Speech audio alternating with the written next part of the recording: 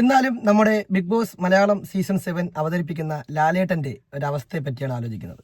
അപ്പോൾ എന്തായാലും ഈ ആഴ്ച ലാലേട്ടൻ വീക്കെൻഡ് എപ്പിസോഡിൽ വരുമ്പോൾ അവിടെ പ്രധാനമായിട്ടും ചർച്ച ചെയ്യാനുള്ള വിഷയം നമ്മുടെ ജിസയിലും ആര്യനും പുതപ്പിനടിയിൽ എന്താണ് കാണിച്ചുകൊണ്ടിരുന്നത് എന്നുള്ളതായിരിക്കും. സ്വാഭാവികമായിട്ടും ലാലേട്ടനെ പോലെ ഒരാൾ 48 വർഷത്തേറെയായിട്ട് ഇൻഡസ്ട്രിയിലുള്ള ഒരാൾ, രാജ്യം പത്മഭൂഷണൊക്കെ കൊടുത്ത് ആദരിച്ച ഒരാൾ ഇത്തരം വിഷയങ്ങൾ കൈകാര്യം ചെയ്യുമ്പോൾ ഉണ്ടാകുന്ന ഒരു വിഷമം ഈ വീഡിയോയിൽ പങ്കുവയ്ക്കുകയാണ്. കാര്യം അദ്ദേഹം ഈ സീസണിൽ വന്ന് ചോദിച്ച കാര്യങ്ങളെല്ലാം ഒരു പക്ഷേ ബിഗ് ബോസ് ചരിത്രത്തിൽ ഇത്തരം കാര്യങ്ങൾ ചർച്ച ചെയ്യുന്ന ഒരു അവതാരകൻ കൂടിയായിരിക്കും ലാലേട്ടൻ. ഇപ്പം ഹിന്ദിയിലൊക്കെ ആണെങ്കിൽ കുറച്ചും കൂടിയൊക്കെ സ്റ്റാൻഡേർഡ് ആണ്. ഹിന്ദിയിൽ പിന്നെ ഇങ്ങനെ പുതപ്പിനടിയിൽ എന്താണ് അവരെന്ത് ചെയ്തു, ഉമ്മ വെച്ചോ, ഇങ്ങനെയുള്ള കാര്യങ്ങളൊന്നും അവർ ചിന്തിക്കാറില്ല, അതൊരു ചർച്ച പോലും ആക്കാറില്ല. നമുക്കറിയാം, ഹിന്ദി ബിഗ് ബോസ് കാണുന്ന ആൾക്കാർക്കെല്ലാം അറിയാവുന്ന കാര്യമാണ്. ഇവിടെ ലാലേട്ടൻ സീസൺ 7 വന്നിട്ട് ആദ്യം ചർച്ച ചെയ്തത് മുണ്ണ വിവാദമാണ്. അതായത് അനുമോള് അവിടെയുള്ള ആണുങ്ങളെല്ലാം മൊണ്ണകളെന്ന് വിളിച്ചു, അതിനെപ്പറ്റി എന്താണ് അഭിപ്രായം ലാലേട്ടൻ ചോദിക്കുകയാണ്. ഇപ്പോൾ ഓരോ ആൾക്കാരും മൊണ്ണകളെ പറ്റി പറയുന്നുണ്ട്. അതിനുശേഷം പിന്നെ ലാലേട്ടൻ നേരെ പോയത് രേണുസുതിയുടെ തലയിലെ പേനെ പറ്റി ചോദിക്കാനാണ്. രേണുസുതിയുടെ തലയിൽ ഭയങ്കര പേനാണ്, എന്താ രേണുസുതി ഇപ്പോൾ ചികിത്സയൊന്നും ചെയ്യുന്നില്ലേ, അങ്ങനെയാണ് കാര്യങ്ങൾ, ട്രീറ്റ്മെൻറ്റ് എങ്ങനെയാണ്, എന്തിനാണ് അങ്ങനെ പറഞ്ഞതെന്ന് പറഞ്ഞ് അനുമോളെ ലാലേട്ടൻ ക്വസ്റ്റ്യൻ ചെയ്യുന്നുണ്ട്. അതിനുശേഷമാണ് കോമഡി, നമ്മുടെ അക്ബർ ഖാൻ രേണുസുതിയെ സെപ്റ്റി ടാങ്ക് എന്ന് വിളിച്ചു, അതിനെപ്പറ്റി എന്താണ് ഓരോ ആൾക്കാരുടെ അഭിപ്രായം, സെപ്റ്റി ടാങ്ക് എന്ന് വിളിക്കാമോ, ഇതൊക്കെയാണ് ലാലേട്ടൻ ചർച്ച ചെയ്യുന്നത്.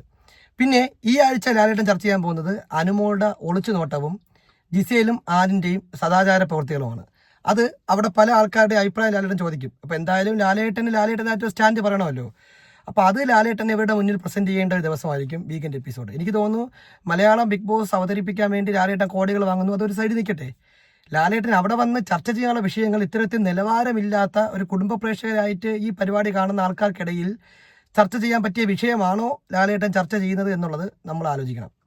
മോഹൻലാലിനെ പോലെയൊക്കെയുള്ള ആൾ വന്ന് ഇങ്ങനെ ഇത്തരത്തിലുള്ള വിഷയങ്ങൾ ചർച്ച ചെയ്യുമ്പോൾ അത് ലാലേട്ടൻ്റെ നിലവാരവും ആ ഷോയുടെ നിലവാരവും അത് കാണുന്ന പ്രേക്ഷകർക്ക് അതിനോടുള്ള ഒരു ഒരു ഒരു ആഭിമുഖ്യം എല്ലാം കുറയാനുള്ള ഒരു ചാൻസിലോട്ട് കാര്യങ്ങൾ പോകും.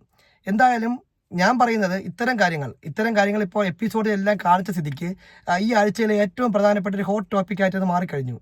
അവർ തമ്മിൽ വെല്ലുവിളിച്ചിട്ടുണ്ട്. അതായത് ഇത് തെളിവ് സഹിതം ബിഗ് ബോസിനെ വെല്ലുവിളിച്ചു. ഇതിനു മുമ്പ് ബിഗ് ബോസിനെ വെല്ലുവിളിച്ചത് സീസൺ 2 നമ്മുടെ ആര്യ സിജോ കേസാണ്. നിങ്ങൾക്കറിയാം, ഒരു ടാസ്കുമായി ബന്ധപ്പെട്ട് സിജോയുടെ കാലിൽ പിടിച്ച് വലിച്ചില്ല എന്ന് ആര്യ പറഞ്ഞു. ബിഗ് ബോസിനെ ഞാൻ ചലഞ്ച് ചെയ്യുകയാണെന്നൊക്കെ പറയുന്നുണ്ട്.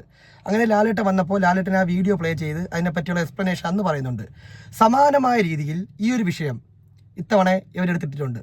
ഇത് രണ്ടുപേരുടെ ജീവിതത്തെ പുറത്ത് ബാധിക്കുന്ന കാര്യമാണ്. ഇപ്പോൾ ആര്യൻ എന്ന് പറഞ്ഞാൽ 10-24 വയസ്സായ ഒരു ചെറുപ്പക്കാരനാണ്.